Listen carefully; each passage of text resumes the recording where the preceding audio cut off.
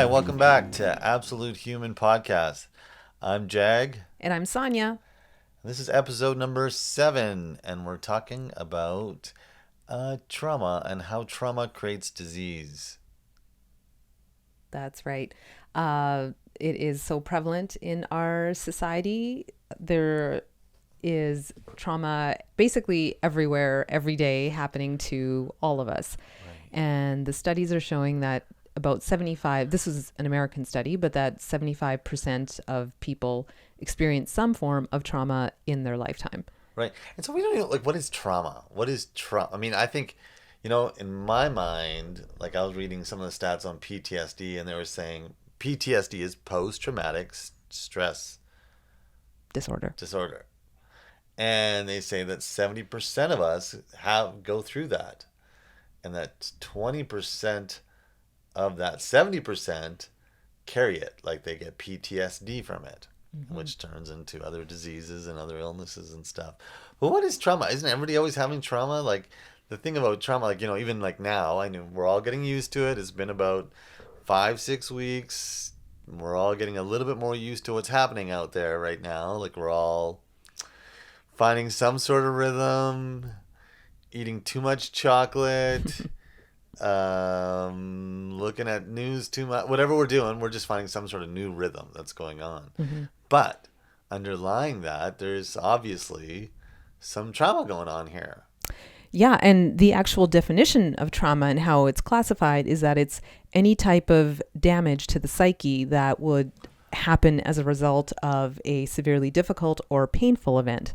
And I think we can all agree that what we're going through right now with the, COVID and watching the news and everything is quite painful, if not severely difficult. Right, Like like hits. like a shock, some sort of shift, something that's just so different, and that we're trying to get used to something so new. It's like when somebody passes away.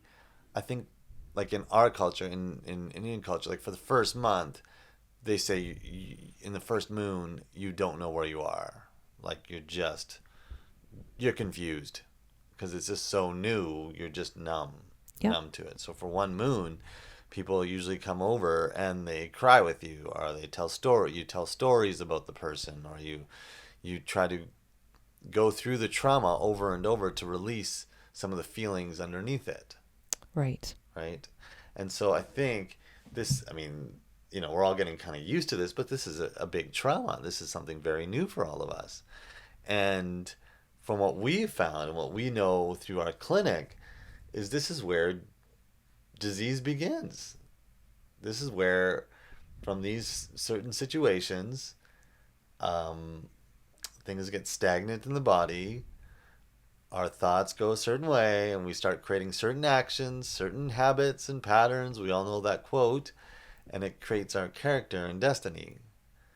And it starts from trauma, Right. and not, and the like, because we don't. Why does it start from trauma? Because why does it stick?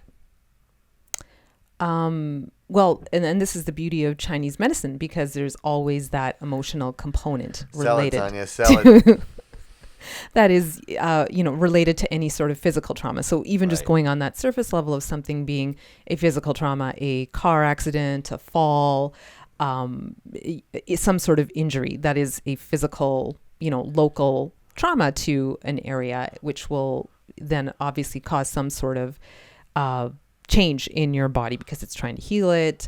Right. But in Chinese medicine, we get to take that a little bit deeper and take a look at Yeah, we say certain things, certain traumas create certain things, right? right And then like and that's old stuff, right? Like thousands of years. thousands of years that certain situations or traumas create certain effects on different organs. That's right. Then there's people, new age writers, who take it to a whole different level. Oh, I was tell me reading about Louise this. Hayes' idea about this, and I just want to say, some of the stuff she says. Um, Heart problems is denying yourself joy and love. Leg problems is inability to move forward, reluctance for the future. Okay. Keep going. Sorry, I mean, it's all ridiculous. I mean, some of it might make sense, but it's still ridiculous. Like, I don't know, itching. Itching is caused by unsatisfied desires, remorse, or guilt. Come on. Like, sometimes you just have to itch. But it comes from heat, and it comes from, there's some sort of thing. But what happens, I think what gets kind of ridiculous is a lot of times in the West, what happens is we take something and we beat the ass end out of it and start creating silly, stupid things like this. Like stiffness. It comes from stiffness in the mind, clinging to old ways. No! You might have worked out the day before. Right. Like, what I'm saying is, it's not always just so literal. Right. And I think that's the confusion what sometimes happens in the West, is that it's lost a lot of mythology, and so it creates old stories as literal. Mm-hmm. So what I mean by that is, a lot of people still believe in Adam and Eve. 40% of America thinks Adam and Eve are real. Oh boy. Yeah, that's literal. Right. So I don't want to go off on a tangent, but I'm just saying, we've taken it a little bit too far, but trauma does affect certain parts of the body, which creates certain illnesses and diseases. And this is very, very old. Yes. And the beauty with a system of medicine such as Chinese medicine is that you can delve into it a little bit deeper than, say, some of these New Age writings. So yes, you can have depression, which we would of course look at as maybe liver channel, but say you had that along with some low back pain or extreme fatigue and weakness, and we'd also look at the kidneys. And so it can become very very specialized, very sophisticated in that. And it's aged. Not just some person sitting in the room saying diabetes comes from sense of sorrow or no sweetness in life. No, this is sort of seen through many populations. We can physically diagnose it through tongue diagnosis and pulse diagnosis. There's a brilliant system that has, basically gotten all the cracks out of it, and has had to be so good because every single time there's a new emperor, they change the medicine. So if you weren't at the top of your game as a practitioner, you would literally be killed. Right. So your life is on the line. Oh. You need to make sure that you're saying is right. You don't just say stuff like, stomach problems come from inability to assimilate new experiences and the fear of new ideas. Sorry, I just found it again a real kick out of Louise Hay's connections. And I know it's interesting sometimes, but come on. Yeah, it's like trust a science that's been a little bit there, a little bit longer, and see why things happen logically. Right, and I think as healthcare practitioners, we have a different view of it as well. So it's So yeah, anybody we see that's chronic, we always go back to, or we try to unwind to the point where this started. Yes. Where the pattern turned into a real disease in the body. Because you always have to unwind and unravel. And it starts always with the trauma. Even like in Germany, when they use, what's it called, New German Medicine, to help people with cancer, they always try to go back to the trauma phase, to the place where trauma started to cause the stagnation in the body, which started to fuel the tumor. So, we're in a traumatic place right now. Right. Right? And this is what we're talking about. It's like, not to just be okay.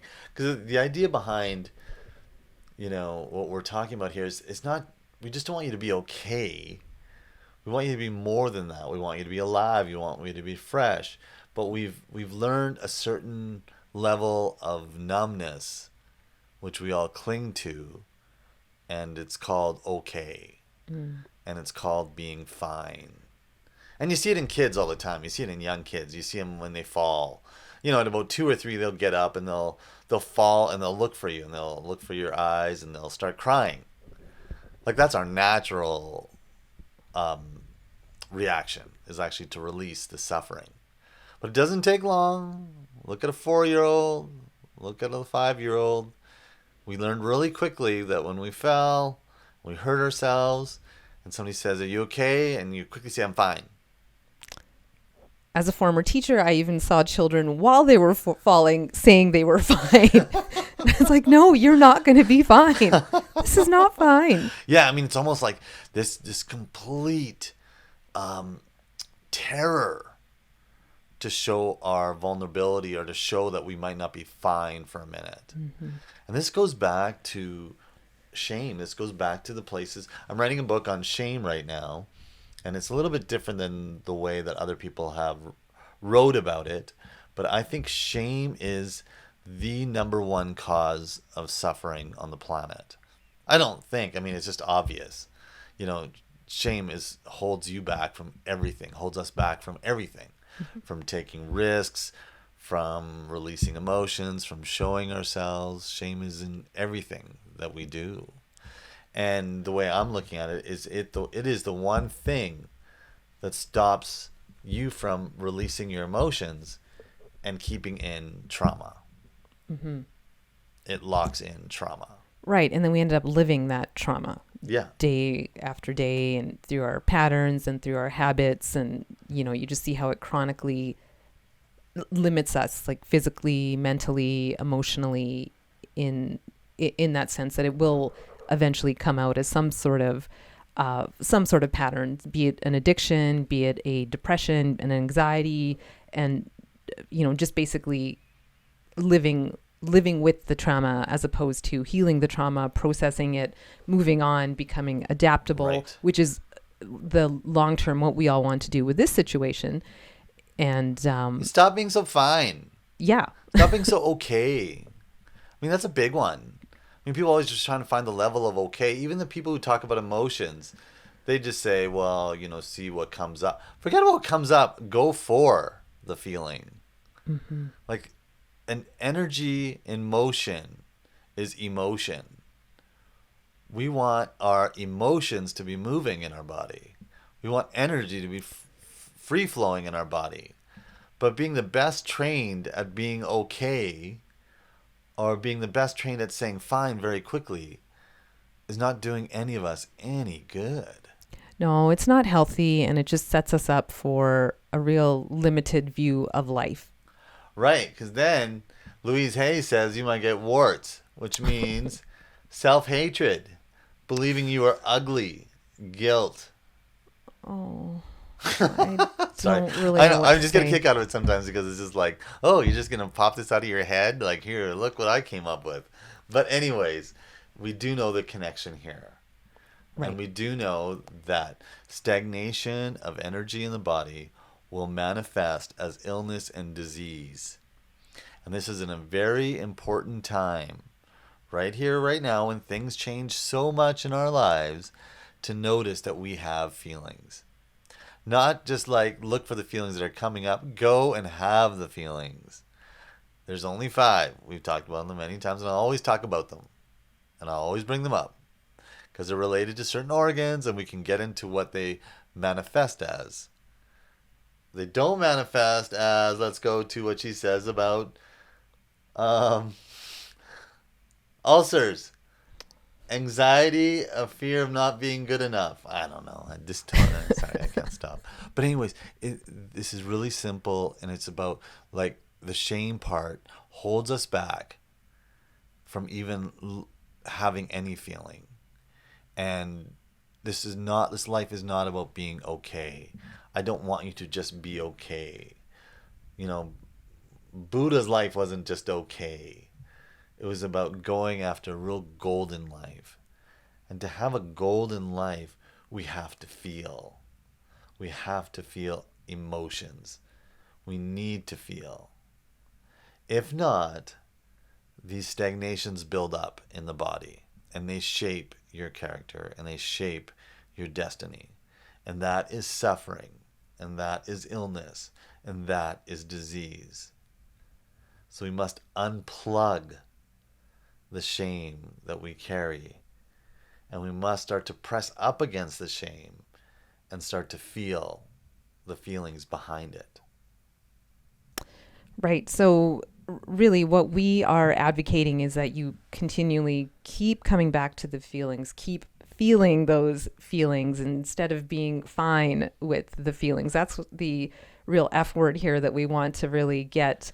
Yeah, F word, fine. Yeah, Nice that's one. the worst one Yeah. of all, because it's really keeping us from that space of, coming back into growth and really being here and authentic and having like a real full golden life, like you just talked Right, because about. then if Louise Hay says, Oh no. you might have lung problems then, because it's feeling that we do not have the right to live a full life.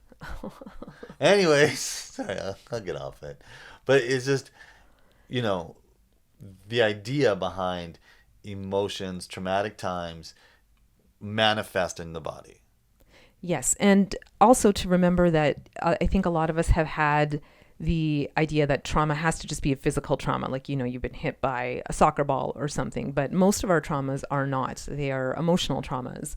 And, we get injured by them all the time because it's, either we're not being able to release that feeling. And one of the situations that was listed on one of these studies that I looked at that had examples of trauma right up there with sexual assault and, a car accident, was being in a particularly embarrassing situation Oh, that would cause like a level of PTSD. wow. Yeah. So, I think some things that maybe we're dismissing, and again, that we've been culturally conditioned and trained to as, oh, I'm fine, that's okay, just let it slide off me, it can be very significant. Right. And, to not dismiss it so quickly. But, we want to feel the feelings, and, we want you to do these practices until we can see you in person and, go forward with some other things like acupuncture or herbs or, diet or meditations or other things that, we can add in there. But to remember that we have a lot of power just to process this ourselves as we're going through and it. not wait for a feeling to come for you. Like, not wait for it to come knocking. If you're not pressing up against your shame, if you're not pressing up against the places where you feel embarrassed or even feel any feelings, you're in a place of numbness. And we live that a lot. We've all been trained for some level of comfort. And it's good. We get to stop and we get to enjoy plateaus, but we can't stay there too long.